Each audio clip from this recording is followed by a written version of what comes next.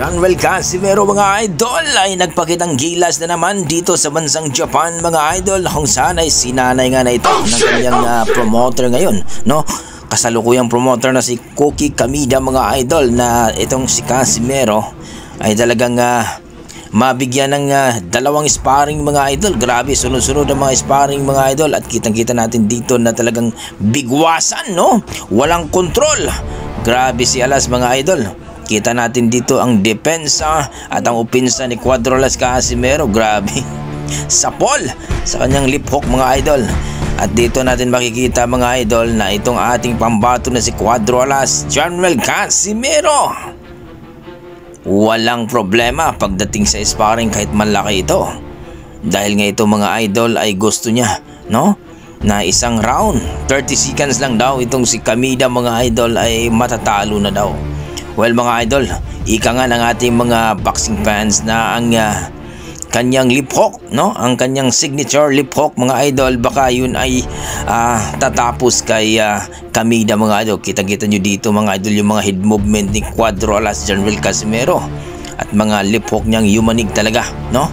At sabi ng ating mga pinagkakatiwalang source dito ay nagreklamo na nga daw itong mga Hapon na ito dahil grabe daw talaga ang mga suntok ni Cuadro-Alas Casimero mga idol. Siyempre, 3 Division World Champion yan, no, mga idol. Hindi yan basta-basta na kung sana ay sinasabi nilang pipitsugin lang si Alas, mag-kampiyon muna sila bago sabihin nila.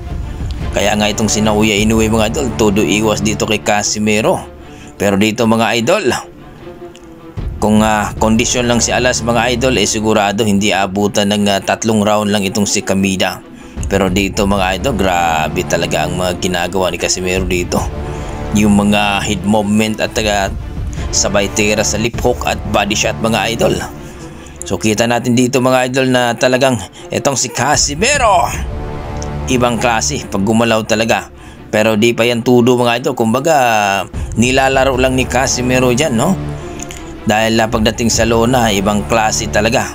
Exciting panoorin, kaya inaabangan itong laban ni Casimero ngayon mga idol, na gaganapin po ngayong October 25 mga idol. Sa mga basher at no, bitter ni Casimero dyan, pumusta na kayo kay Kamida, no?